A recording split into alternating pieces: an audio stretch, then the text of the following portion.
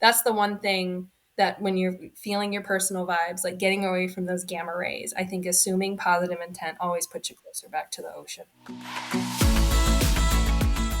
Welcome to Vibecast, the podcast that dives deep into the heartbeat of workplace culture. I'm your host, Kristi Skutvik. Join me in conversations with extraordinary leaders as we unravel their experiences, both positive and negative, that have impacted workplace culture.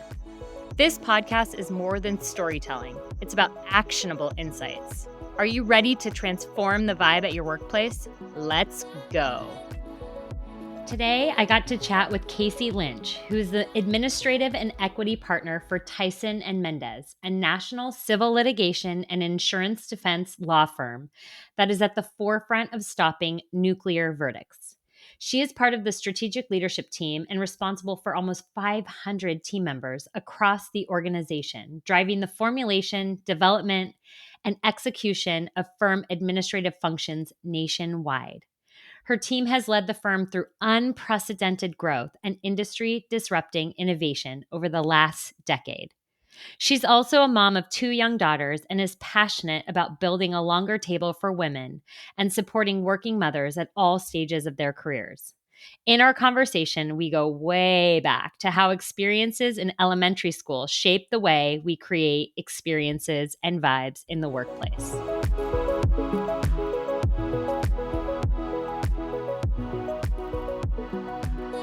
Okay, Cayce.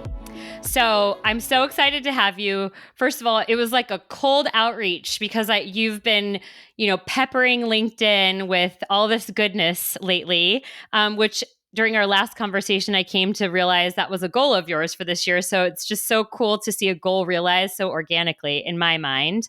But it's just great to have you. I can't wait to hear your stories. And so I think we just dive in and get started, ground the conversation in how you define a vibe. Oh, Kristi, I'm just so honored you invited me. Thank you for having the guts to make that cold call reach out, because I got your LinkedIn invite. I'm like, absolutely, yes. The answer is yes. Let's do this. So, diving into how I define a vibe. So, preparing for this podcast, I really went back to okay, we all know what a vibe is, I think. I mean, especially me, I'm a millennial female. I know what vibes are. I know whether Mercury's in retrograde or not. But when I tried to define it, I really came down to this unseen energy that is around and within all of us. And I actually think of it in waves.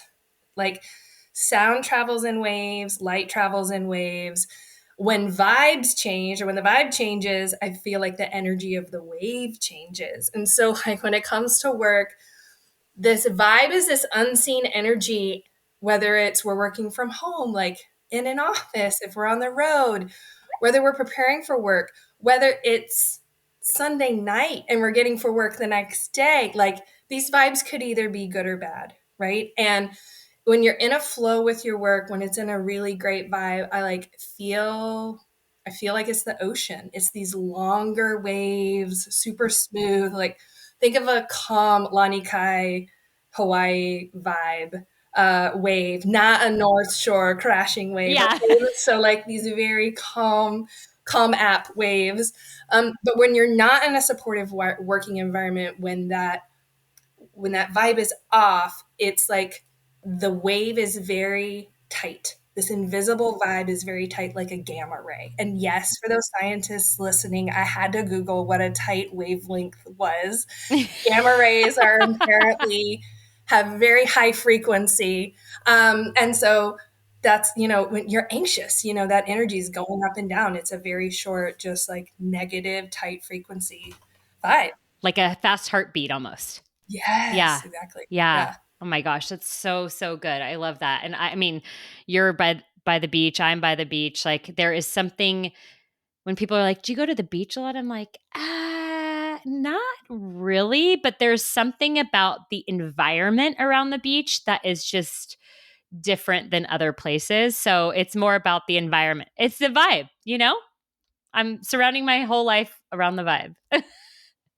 Okay, so let's translate this into like your personal journey, right? And take me back to the time, and maybe you didn't realize it at the time, but when you look back, you say, this is where like my journey of a vibe being so important or became something that I was in tune with and wanted to change or ensure that I didn't do this for my employees or my kids or whoever you're around, right? So take me back there and let's just like hear about it. I'm going to take you back to elementary school. Are you ready for this? Ready. Let's go. So, when I first started feeling this energy, like I'm an anxious person, I started having anxiety in third grade.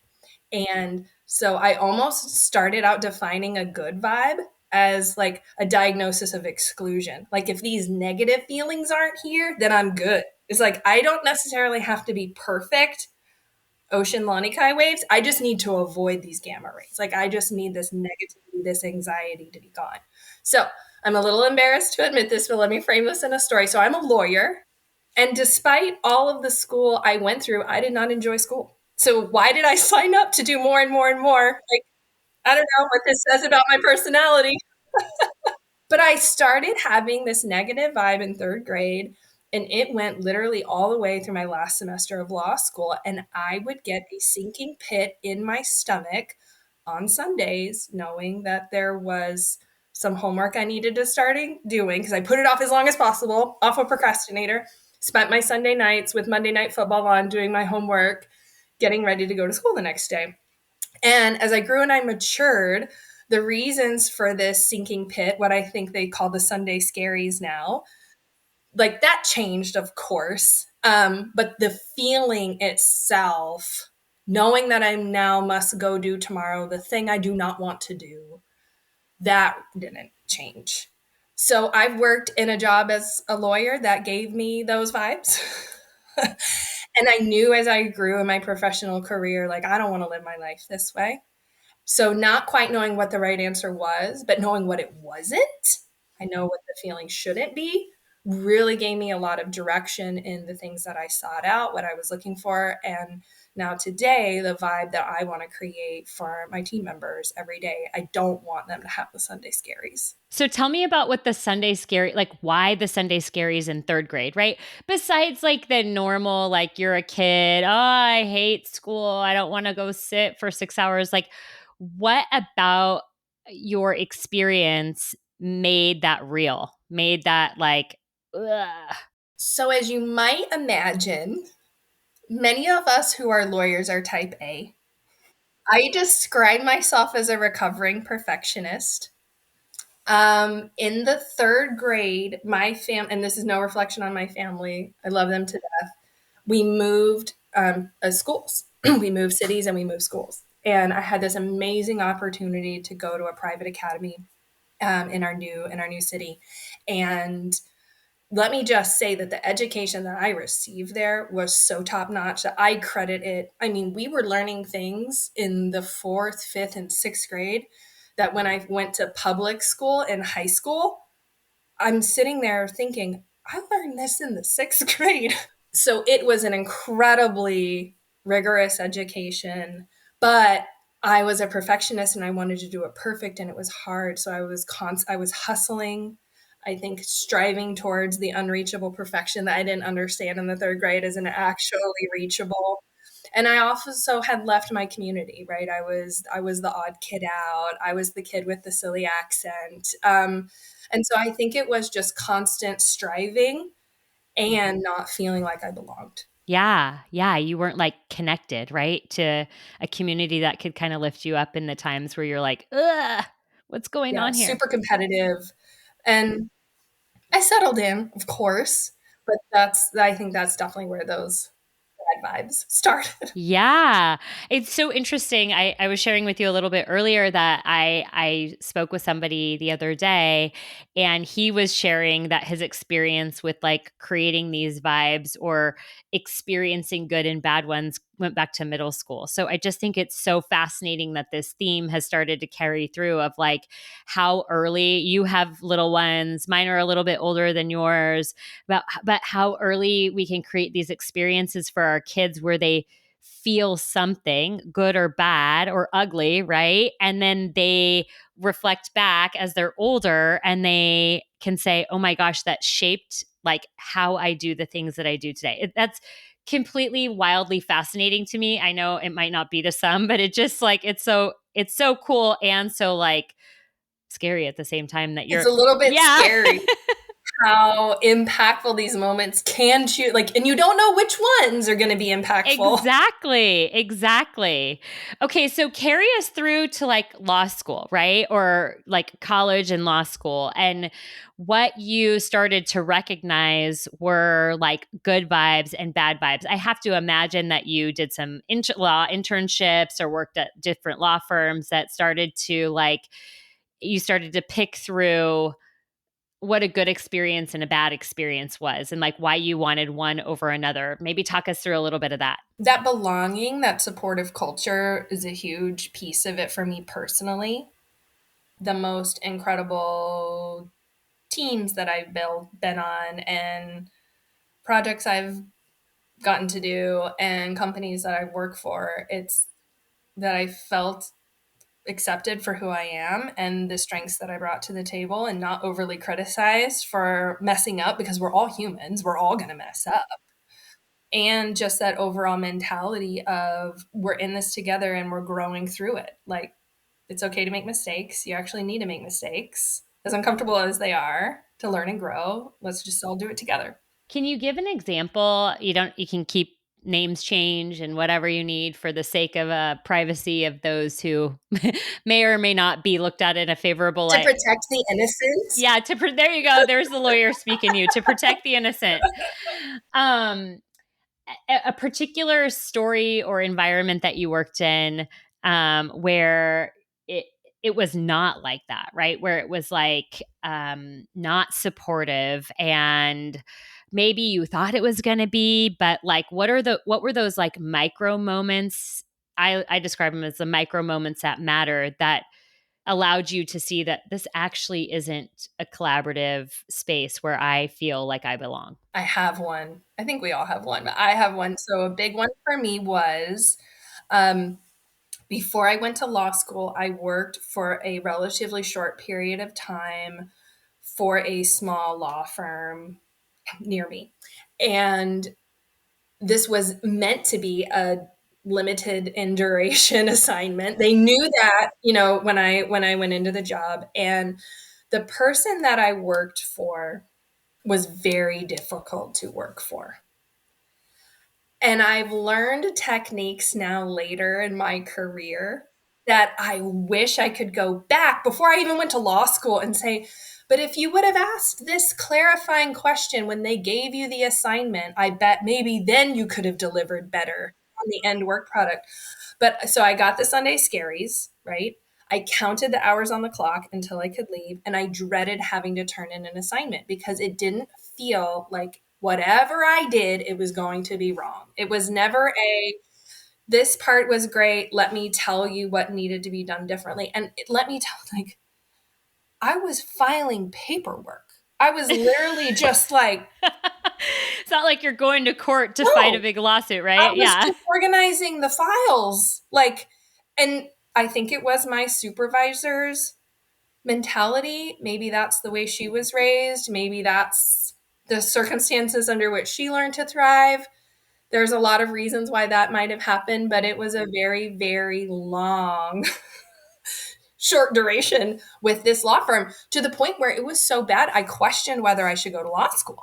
Because I'm like, if it's like this to work in private practice, this is, again, I don't want this vibe. This is not for me. And a friend of my mother's, who is an attorney and still was a mentor for a period of time, so much respect for him, my mother shared with him the challenges I was having, and bless his heart, he started taking his time and taking me to lunch, and we'd go to Chipotle, and I remember what he would order. This was so impactful for me, just to give me encouragement several times that, like, I promise you, this is an anomaly.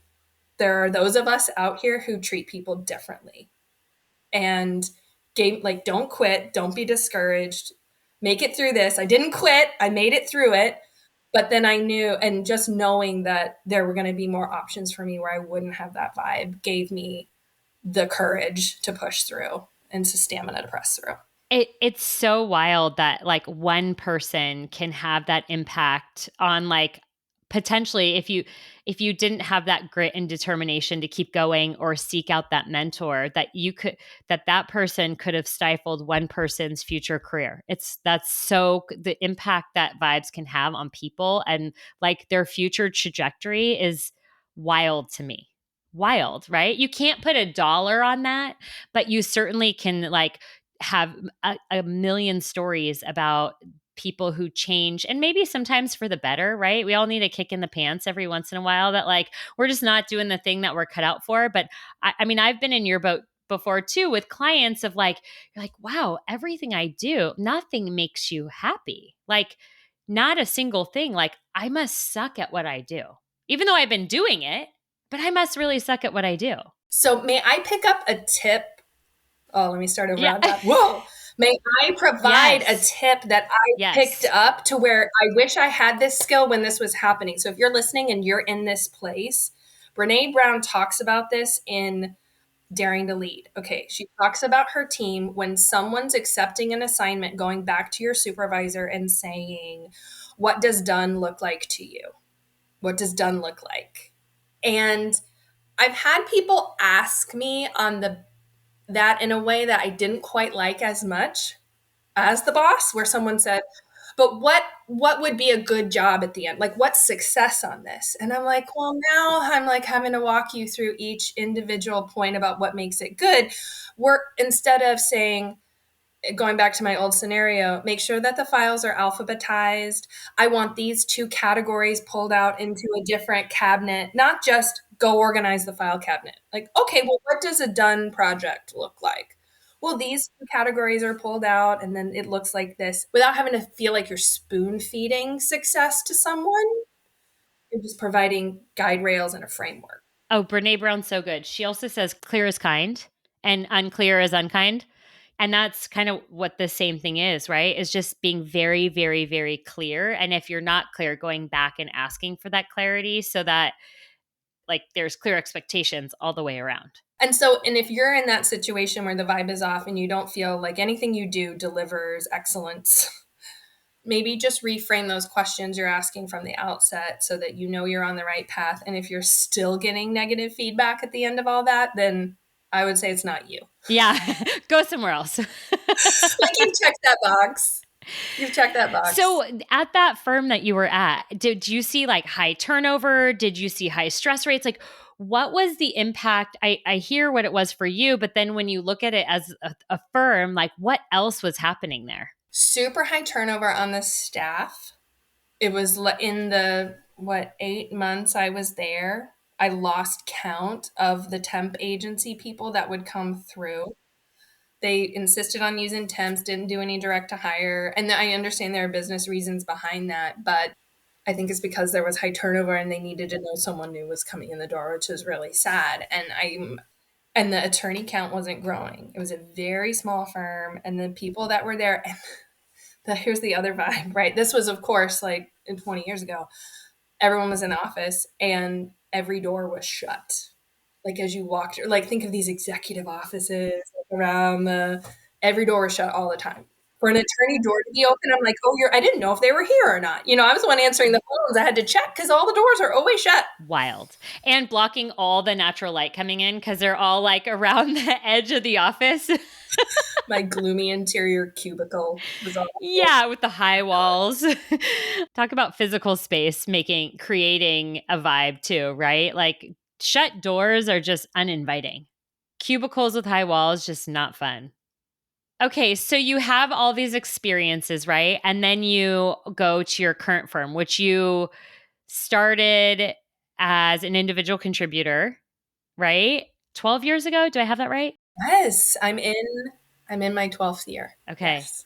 And now you're leading the administrative function or chief administrative officer, probably like COO type, right? Is that how you might Very explain? similar. Yes. So in the law firm space, there aren't a lot of me out in the world where I'm I'm a licensed lawyer. I've practiced law, but now I don't practice law. I run the business side of things. My title is the administrative partner. But yes, it's been very cool. I applied for this job.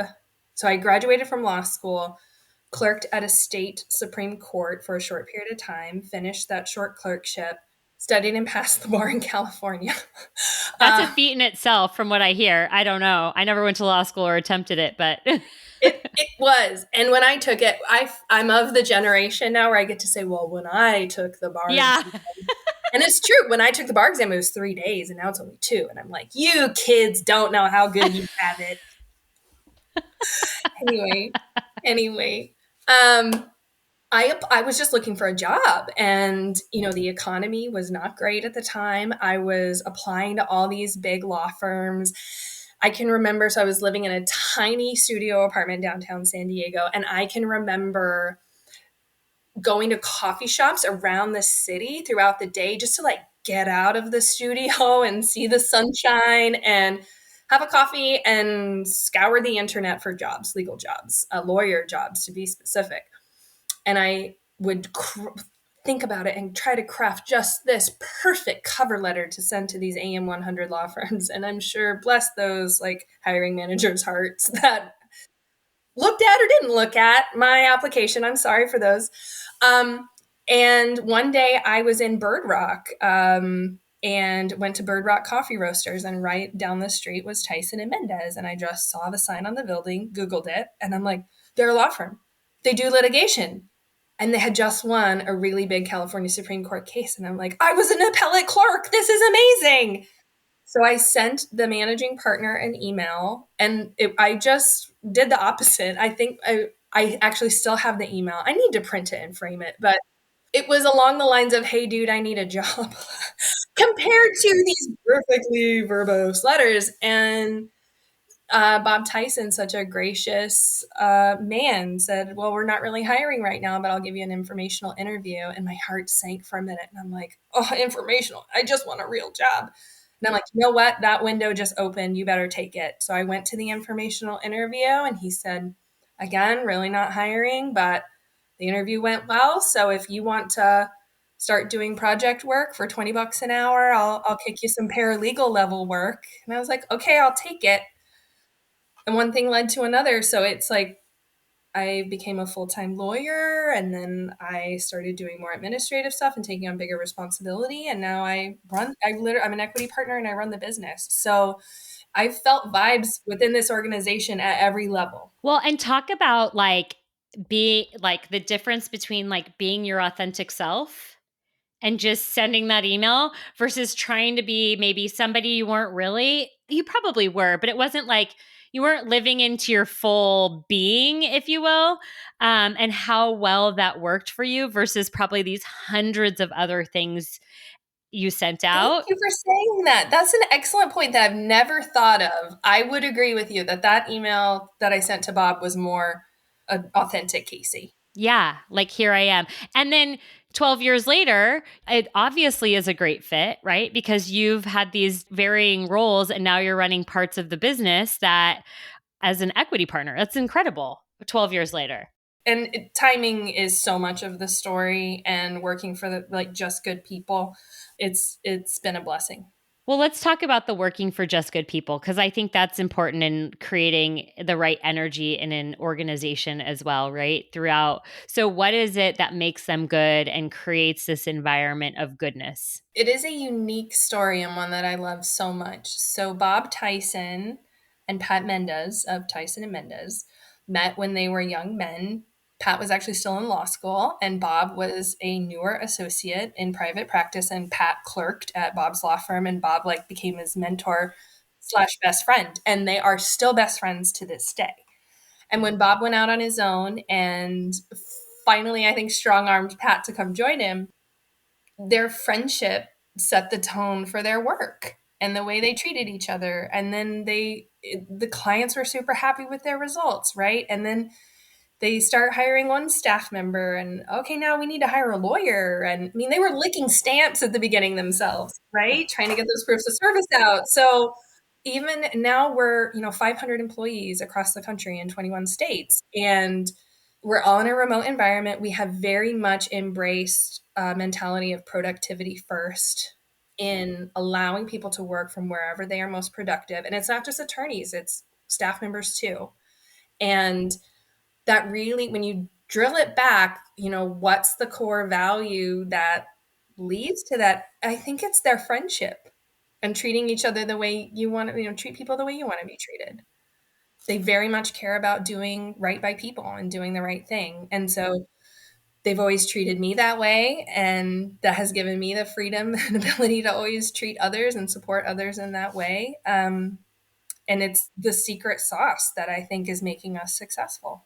This is a burning question of so many people right now is how do you keep the vibe strong in a remote environment with 500 people? Now, are you all remote? Do you have any in office? Like, how is that working? We certainly have some in office, like we're a law firm, right? So mail comes in, phones need to be answered. Like there is a small, I call them our core staff, our core team members that are in an office on a daily basis.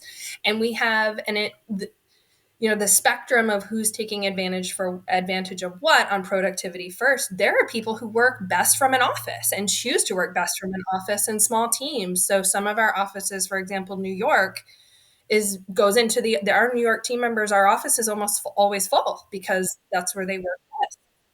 And what's crazy is that's the city that has some of the worst commuting times in the country, yet they choose to do it to be able to I think it's working together, right? Because that's how they connect on the vibe, maybe. Um, but across an organization, even if we were all in an office, we would be doing these same things. And so it were things that we started doing before we went remote that we've just kept up and expanded. So we meet a lot.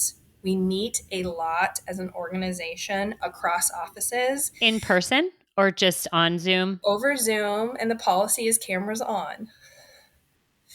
And people comply with that, which is fantastic. But it's a big deal if you think about it for a law firm to force meetings because our commodity is our time. Our commodity is our billable hour. So we prioritize meetings so much that we are asking people to don't spend an hour of your time billing our client. Of course, if you have an emergency, go do that. Or if you have a conflicting deposition, go do that.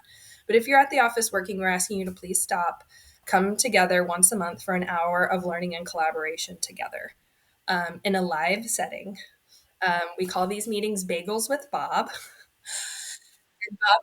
Bob Tyson leads them. And the other thing that accompanies meetings that I think helps keep that vibe and that connectedness is transparency. And the purpose of these Bagels with Bob meetings is to share information, what's working for whom around the country, across our litigation landscape. Share education. What have you learned recently? What wins have we had? We celebrate wins together. And then it's transparency where we take anonymous questions people can send in advance, and we will answer any question from anyone in the firm about anything of the business except what money does each do any individual people make.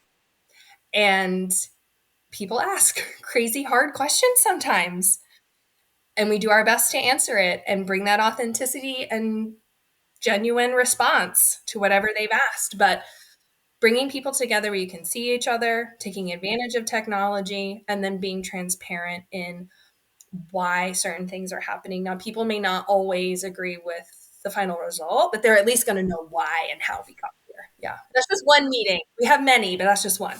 Yeah, yeah. Transparency is so much about providing context, right? So it's not always like I'm just going to deliver a bunch of information to you. It's like, so why is this important, or why are we doing this, or why is this, transforming our business or impacting our business? So people can, because in the absence of information, people create stories, and I think that's what gets in the way of so many organizations of like people say they want transparency. What they really want is just like the holes filled in for them to help them rationalize why it's happening or why it's not happening. Like you say, we had the best quarter, but now you're laying people off. What's going on, right? Or now you're closing an office. But like if we have a bunch of money, like why can't we just keep it open? Oh my goodness. So my former mentor business coach who has passed away used to, and he worked with our organization whole and then one-on-one. His saying was, uncertainty creates anxiety. It's so true. It is so true because people are we as human beings like rational have to have rationalization to an action, and without it we're going to create it. So but that, we're going to create it what we believe to be true based on past experiences, which might be totally off the mark. Usually it is. Usually it's like not at all what you think. You've like way over dramatized the situation, and you've created a feeling for yourself that you're like, whoa, I was like way off and I spent way too much time and energy thinking about that, something that wasn't even true. Okay, so do you have 500 people on these meetings, or like how do you segment the business to make sure are different things important to different people, groups of people? How do you know that? Like how do you pulse the organization? Yeah. So on these Bagels with Bob meetings, it's all attorneys. So we have about 250 on there. And then he holds the same type of meeting for all of our staff across the country called Wine and Cheese with Bob, but it's WHINE, wine. How is it? Yeah, wine, WHINE, and cheese with Bob. And that one takes place in the afternoons, as you might imagine. And does the same for staff, right? And then we have partnership meetings for the leadership. We have internal education training several times a month, dependent on job title and experience level. Then there are office meetings, there are team meetings, there are a lot of Yeah. meetings. And do people complain about that ever? Sometimes, but it's one of the things that, again, we're transparent with people about in the interview process because we're growing, right? So our revenue grew 20% last year. We're on track to do the same this year. We are growing, we are hiring. And if you're coming in, this has got to be the place for you. And I want it to be the place for you. So your expectation from the interview process has to match up with your experience on the job. And so I have to be, yes, I'm trying to sell the organization. Of course, I want you to be excited to come work for us. I have to be honest. I have to be honest that yes, we have billable hour requirements. Yes. And we ask you to take time away from those billable hours to come to meetings because it's really important about who we are. And it's important in a remote working environment, a hybrid working environment across the country. It's also really important in the business of law. So lawyers, it's very easy for lawyers and legal teams to function in silos. And we are very purposeful that by drawing from our diversity of experiences and thought and backgrounds, we can arrive at a better legal result for our clients. So if you're going to come work for us, you got to come out of that silo and be ready to work and collaborate with a larger team. Yeah. Yeah. Have you had people, when you get real with them during the interview process, say, like, I don't think this is for me. I don't want to collaborate? Yes. Wow. And kudos to them because you know yourself and you know where you're going to succeed and not. You've got to be honest, and you've got to be honest too. The last thing I want is for you to just be like, well, I think I can make it, when you know you can't. Just be honest. Yes. Yeah.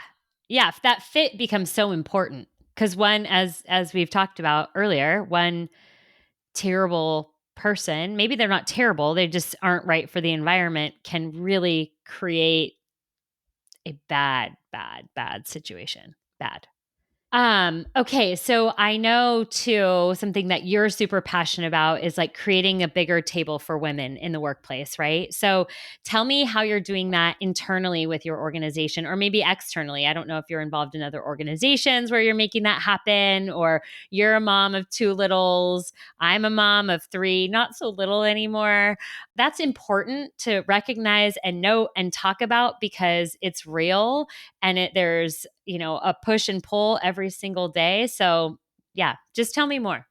I think this relates back to vibes in so many ways because let me just say one of the best vibes I've ever had at work came in 2017 after I was promoted to partner. And being promoted to partner is a big deal in private practice. That's like getting, it's getting a raise and a promotion to the next title and level of responsibility. And I had been working behind the scenes with Bob and Pat and many others on administration in the months leading up to my promotion, recommending and seriously considering implementing a paid maternity leave. And the stars aligned, the timing ended up amazing, where we got to announce that we were implementing paid maternity leave as kind of my first active partner after my promotion went through. And what I was so proud of at the time and remain proud of today is that it's not just paid maternity leave for attorneys, it's paid maternity leave for all women in the organization. And this was a long time ago now, like 2017, right? That's a while. And we knew it was going to be the right thing to do, right? And that's why we did it. But the data and all the research and the preparation was like, it's actually going to cost you more money. Like, it is going to cost you more money out of pocket to do this, but it is the right thing to do. And the benefits of it are not only that you're supporting women and creating great vibes, but there's an impact to the business. We're going to be impacting retention. These women aren't going to leave. They are going to want to stay with us long term. And so, have we had people take maternity leave and leave? Yes, of course. People make decisions for a variety of reasons. There's, that is what it is. But at the end of the day, when I go through the list in my mind, I'm not looking at data. I'm just going through the list in my mind of women in the firm who have taken it, come back, and given back to the organization tenfold what it costs for them to be out. It's paid for itself in spades. So I think that says a lot about our organization, that they supported me and allowed me to do that. And I'm really hoping, and the goal in the future is always we want to do more in that area.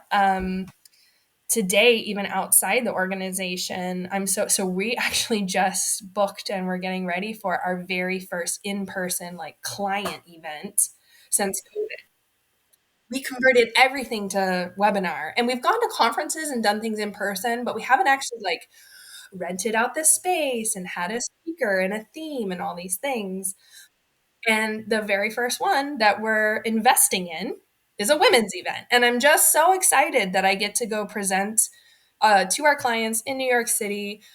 We're talking about something really cool. It's from striving to thriving, lessons from Ruth Bader Ginsburg and Taylor Swift.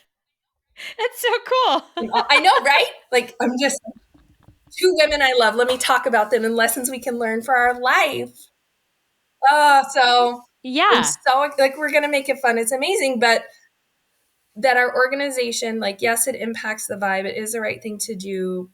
But my primary owners, my name partners, are putting their money where their mouth is when it comes to supporting women. And it gives me the tools to take it and run with it. And it's been incredible. That's so cool. Okay, I have one more question, and then I have a couple more questions.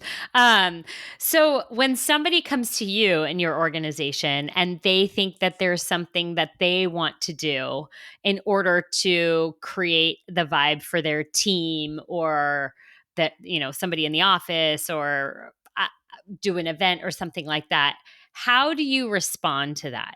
And what's important for you when they come to you to like filter through that? Because so often it's like, what is it going to cost? How long is it going to take? Is it going to take your time away from billable hours, et cetera, et cetera? But all the things that we've talked about so far, while they might be even more expensive than what you're already doing, like the ROI comes back, but it's not as direct as I would say a CFO wants to see it. I know. And especially in today's hiring market, where people are jumping jobs the same in the legal industry as they are everywhere else. Like, we are not immune to this. So you don't always see retention numbers that are supporting it, but like, there's this intrinsic value because you're impacting the vibe, and that has a meaningful impact on people. So I had a light bulb went off for me a couple weeks ago, just with my kids, if I can use this as an example. So I have a 3-year-old, and I'm struggling as a mama of this 3-year-old right now. Bless her sweet little heart. Like, she's got some will. And so we're working through a tantrum phase and all these things. And, getting her to comply with things that I need her to do is difficult at times. And so I, of course, the millennial mom, let me go research and find a workshop where I can learn how. So I've done that. And the child psychologists out there talk about coming back to connection. Like before you ask somebody to do something, like connect with them. And also just learning from the perspective of a 3-year-old is that 3-year-olds are in charge of nothing. Like they get to make no choices at all, no free will. I bet you she just hears no a lot. When I boil down our interactions throughout the day, it's mama, I want to do this. Mama, I want to do that. Mama, can I have some candy? Mama, can I jump off the roof? Like all these things. And I was constantly saying no. And so to myself, I'm like, well, if I was to hear no in my job every single day, all the time, that would make me feel not very valued and really awful. So I've started to think, what are some wins I can give her? Like how often, instead of just automatically saying no, how can I automatically say yes and see if I can like put some guardrails around it and like make it work? So literally 2 weeks ago, I find ourselves, my husband and my 2 toddlers, 3 years and 16 months, on the floor on top of a beach towel, painting fingernails at 7 o'clock in the morning before school because she asked to paint fingernails. And it's like, okay, I can take 10 minutes and do this. We'll just try not to make a mess. But you know what? For that little 3-year-old heart to hear, yes, you can do that this morning with mama and daddy is like changes the whole trajectory of her day instead of no, not another thing. No, not another thing. Now go put on your shoes and go to school. So at work, I try to get to yes. I want to be at yes, especially when it's about making people feel appreciated and feeling good. It's just trying to figure out the parameters around how to get there. So a little tiny thing we do that actually goes a long way is we give every people leader in our firm $50 each month to say thank you to one of their team members. Whether it's sending flowers because somebody's not feeling good, giving them a little Grubhub gift certificate to have lunch delivered to their house, like something just to like say thank you. And so I do, yes, there are budgets. We have budgets for appreciation built in to every office. I know how many teams I have, how many people, because it's an important part of changing the vibe. And what's crazy is we don't use those budget dollars every year. As much as we encourage it, we push it, we remind people. So put it in the budget and then it's there and you can say yes anytime once people want to do it, encourage people to do it. And I think, I don't know, maybe we're an anomaly, but I think you'll have some money left there over the end of the year. And then you can do something even bigger and special if you need to spend it for strategic reasons. Yeah, because then it empowers people to make the decision to do it, right? With the right guardrails of how much they can spend or what they can do or who they can give it to or yeah. And they don't have to come ask permission. Like, just go do it. Yeah, just go do it. Totally, totally. Okay, so if there was one piece of advice you would give leaders listening of what they should go do right now, right? If they're listening and they're like, I need something simple. Yeah, our budgeting season is over. We'll get to that next year, whatever. What is that one thing you would say has been impactful to you that is simple enough to just go do to create the right vibes or to at least get started? It has to start with you. And it has to start for any great leader.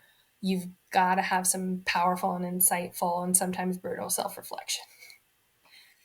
And one of the things that I've realized about myself that I am an ever student working to change is intentional communication and assuming positive intent. Assuming positive intent. And it's not just, I might be cheating my answer a little bit because this isn't just one thing magic that an executive can do. Because for this to really be powerful, everyone in an organization must do it, but assuming positive intent. And this goes back to what you were saying earlier about those holes in explanations and answers.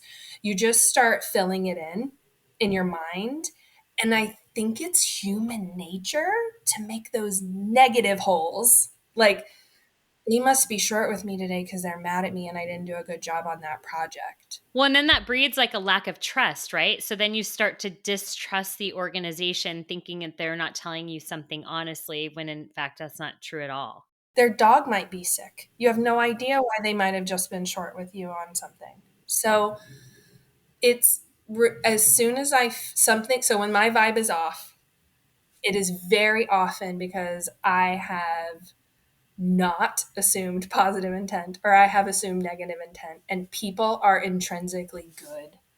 And the people that I work with, I'm fortunate to know very, very well. And I know that they are good. And there is a high level of trust among us. And I still sometimes fill in those holes with negative things. So if you're brand new or newer to an organization and you don't know people, it's even easier, right? It takes more effort to assume that positive intent. So that's the one thing that when you're feeling your personal vibes, like getting away from those gamma rays, I think assuming positive intent always puts you closer back to the ocean. Yeah. Oh my gosh, that's so good. Seems so silly and so simple to fix, but yet we all find ourselves in it. So I love that. Assume positive intent. And when you feel yourself going down a rabbit hole of negativity, like reel yourself back, write it on the wall, do something to remind yourself.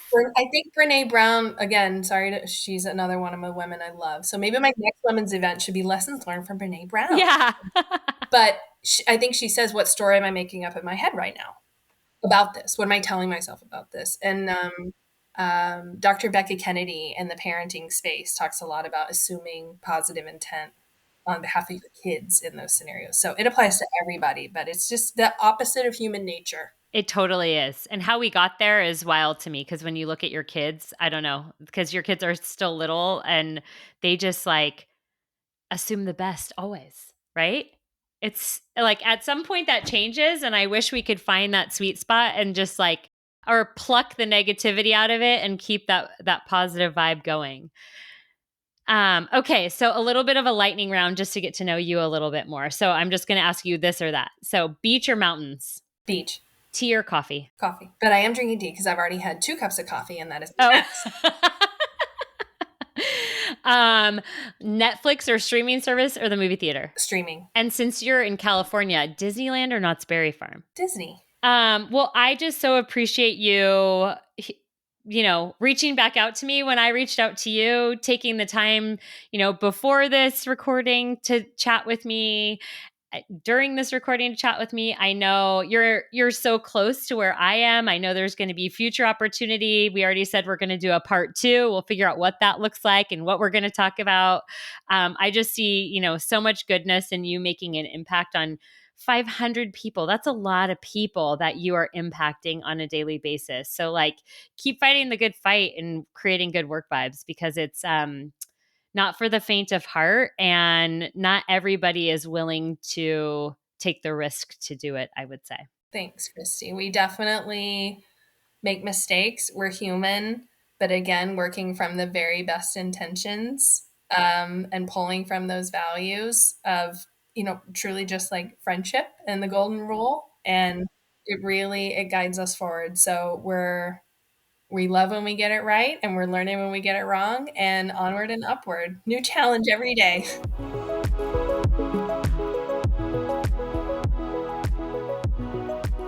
I love how Cayce describes a vibe as an unseen energy that changes like waves, sometimes long and flowing, and sometimes short like gamma waves.